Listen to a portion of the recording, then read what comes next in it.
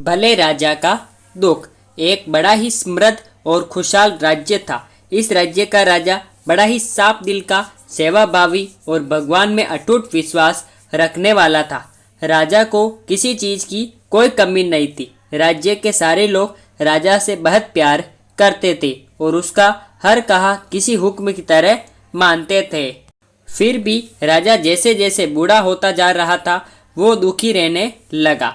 राजा के दुख का कारण था उसे पुत्र का न होना। हालांकि राजा की एक पुत्री थी जो बड़ी हो चुकी थी और उसके विवाह का विचार भी अब राजा करने लगा था। राजा अपने बुढ़ापे में संन्यास लेकर प्रभु भक्ति करना चाहता था, लेकिन उसके सामने बड़ी समस्या यही थी कि राजा की बागडोर किसे सौंपी जाए। एक रात इसी चिंता में राजा काफी देर तक भगवान का नाम जपते जपते सो गया।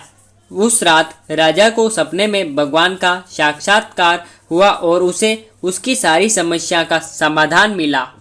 सवेरे उठते ही राजा ने बड़े प्रसन्न मन से एक सभा बुलाई और ऐलान कर दिया कि उसके महल के दरवाजे पर कोई भी पहला आदमी आएगा उसी से राजा की राजकुमारी की शादी की जाएगी और उसे ही राज्य का राजा घोषित किया जाएगा। सभी लोग जो सभा में मौजूद थे राजा का ऐसा अजीब ऐलान सुनकर काफी अचंभित हुए, लेकिन सभी लोग जानते थे कि राजा बिना बात के ऐसा कोई भी मूर्खतापूर्ण काम नहीं करेगा। इसलिए उन्होंने राजा को ऐसा करने का कारण पूछा। राजा ने अपने रात के सपने के बारे में सबको बताया तो सबके मन में संदेह दूर हो गया। राजा के ऐलान कर तुरंत पालन किया गया और थोड़ी ही देर बाद सैनिक एक युवक को सभा में लेकर आए जो मेले पुराने कपड़े पहने हुए था। राजा ऐलान के अनुसार गरीबों को राजा बना दिया गया।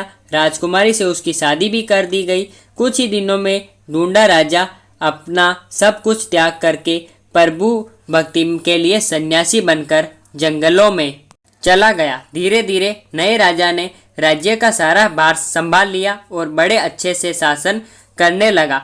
राजमहल में एक गुप्त कमरा था जिसके दरवाजे पर एक बड़ा सा ताला लगा रहता और इस ताले की चाबी नया राजा हमेशा अपने पास संभाल कर रखता। हर हफ्ते एक दिन राजा उस कमरे का दरवाजा खोलता और आधे एक घंटे उसमें बिताने के बाद फिर से उससे ताला लगा देता। उस चाबी को राजा कभी किसी को छूने भी नहीं देता। अगर कोई उसे छूने की कोशिश करता तो राजा गुस्सा हो जाता। सेनापति, खजांची और सभी मंत्री बड़ी जिज्ञासा के साथ उस कमरे में क्या हो सकता है ये जानना चाहते थे। सभी के दिमाग में यही सवाल घूमता रहता है कि आखिर खजाने की चाबी खजांची के पास, शास्त्रागार की चाबी सेनापति के पास और सभी जरूरी दस्तावेज रखे कमरे की चाबी मंत्री के पास है, तो आखिरकार राजा उस गुप्त कमरे की चाबी अपने पास लिए क्यों फिरते हैं और आखिर उसमें क्या ऐसी कीमती चीज है जो राजा किसी को बताते नहीं।